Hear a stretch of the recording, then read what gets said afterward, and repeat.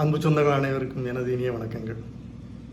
சமீபத்தில் வலைத்தளத்தில் கெடுவான் கேடு நினைப்பான் என்ற பழமொழிக்கு தொடர்புடைய ஒரு கதையை பற்றியது தான் இந்த பதிவு.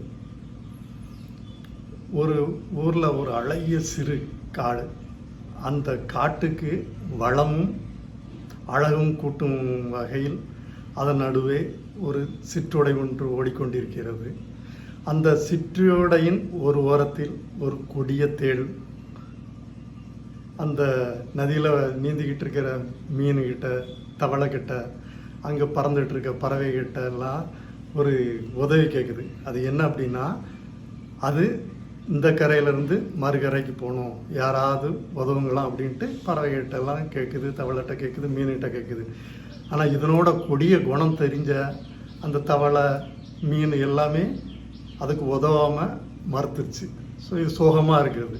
அந்த நேரத்தில் அந்த ஓடையில் நீந்தி வருது ஒரு சின்ன ஆமை. அந்த ஆமையை பார்த்தோன்னே இது அப்படியே கெஞ்சுது. நான் எத்தனை பேர்ட்டு அந்த கரைக்கு போகணும், எனக்கு உதவி பண்ணுங்கன்னு கேட்டேன், யாருமே எனக்கு உதவி பண்ணலை. உன்னைய பார்த்தா நல்ல ஆள் மாதிரி இருக்குது, இனி தயவுசெய்து அந்த ஓடையில் கொண்டு விட்டுரு, அந்த ஓடைக்கு அடுத்த கரையில் கொண்டு விட்டுரு அப்படின்னு கேட்குது. உடனே இந்த ஆமையும் மனசு இறங்கி, சரி அப்போ வா, என் முதுகு மேலே ஏறிக்கோ, நான் உன்னை நீந்தி மறுக்கரையில் கொண்டு சேர்த்துட்றேன் அப்படின்னு சொல்லவும், இந்த தேளும் ஏறி அந்த முதுகில் உட்காந்துருது. முதுகில் உட்காந்தோடனே இதுக்கு அந்த ரஃப்பாக இருக்கும்ல, கடினமான அந்த ஓட்டை பார்த்தோன்னே எனக்கு டவுட் இருக்குது. ஆஹா, இதில் கொத்துனா இந்த ஆமைக்கு வலிக்காத, என்ன பண்ணலாம் அப்படின்னு கேட்டு, அம்மா முதுகு ஓடி ஏன் இவ்வளவு திக்காக இருக்குது அப்படின்னு உடனே சொல்லி, அது என் பாதுகாப்புக்காக தான், அதனால் அது அப்படி தான் இருக்கும், அதான் எனக்கு பாதுகாப்பு அப்படின்னு தான்.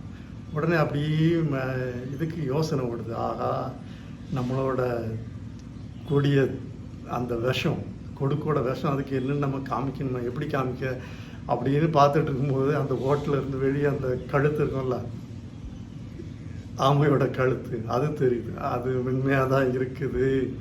அப்போ அந்த கழுத்தில் ஏறி ஒரு போடு போட்டாச்சுன்னா ஆமைக்கு நம்மளோட பவர் தெரிஞ்சிடும் அப்படின்ட்டு என்ன பண்ணுதான், அப்படி மெதுவாக கழுத்தை நோக்கி நகருதான். கழுத்தை நோக்கி நகர்ந்து இதில் அந்த தேளோட கால் பட்டவுடனே ஆமை என்ன பண்ணுது, டக்குன்னு கழுத்தை உள்ளே எடுத்துட்டு அப்படியே தண்ணியில் முங்கிடுது. என்ன நடக்குது, தண்ணியில் முங்கின உடனே இந்த தேள் தண்ணிக்குள்ளே விழுந்தது, இறந்து போகுதான்.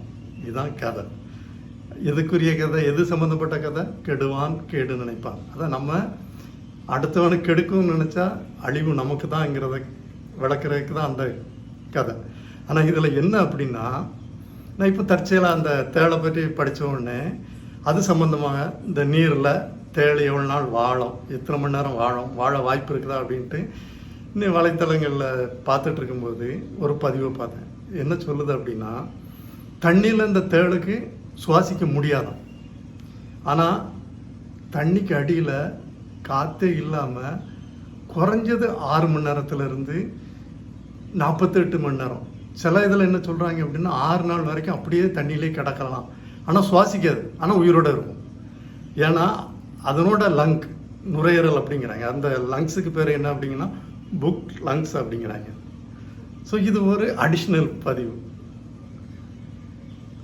தேள் தண்ணிக்கடியில் வாழும், ஆனால் அந்த கதைப்படி என்ன சொல்லுது, தண்ணியில் விழுந்து உடனே செத்துருச்சுங்கிறது.